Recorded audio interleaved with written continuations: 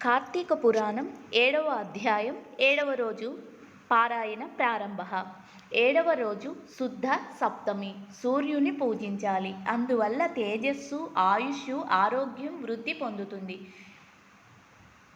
నమిలి తినే పదార్థాలు ఉసిరి తినకూడదు. గోధుమలు, పట్టు వస్త్రాలు, బంగారం దానం ఇవ్వాలి.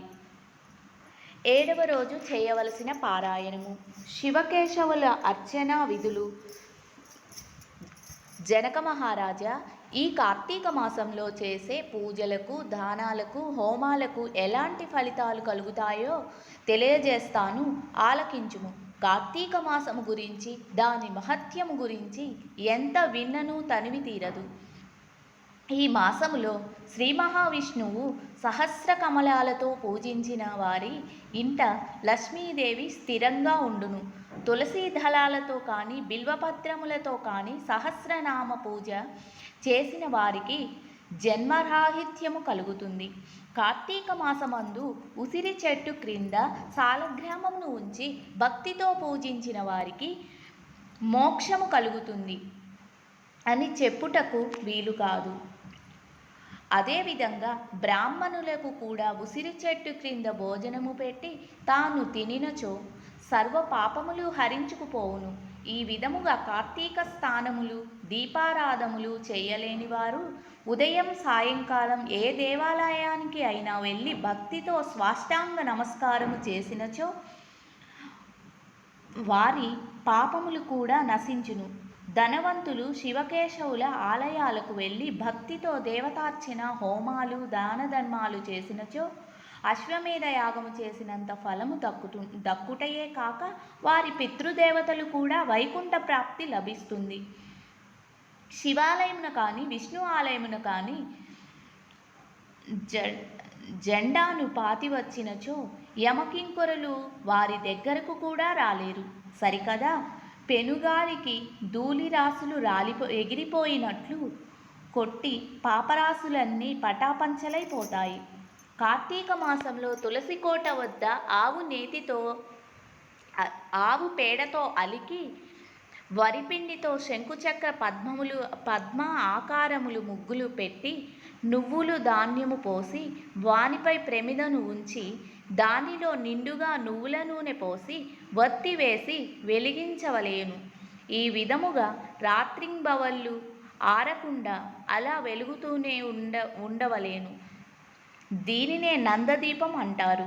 ఈ విధముగా నందదీపం వెలిగించి నైవేద్యము పెట్టి కార్తీక పురాణము చదువుచుండినచో హరిహరులు సంతోషించి ముక్తిని ప్రసాదిస్తారు. కార్తీక మాసంలో ఈశ్వరుని జిల్లేడు పూలతో పూజించిన ఆయుష్ వృద్ధి కలుగును. సాలగ్రామమునకు ప్రతిరోజు గంధముతో అలంకరించి తులసీ దళాలతో పూజించవలెను.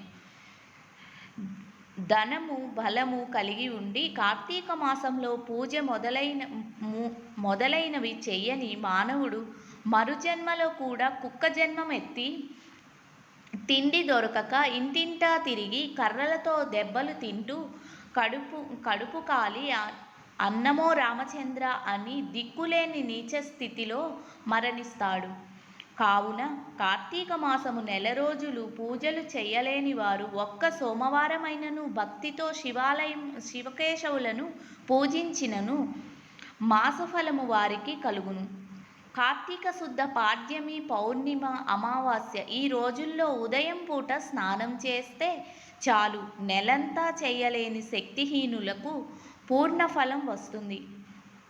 ఆ విధంగా కూడా చేయడానికి శక్తి లేనివారు ఆ నెలంతా భక్తిగా కార్తీక మహత్యం వింటే చాలు. వింటే స్నానం చేసినంత ఫలం వస్తుంది.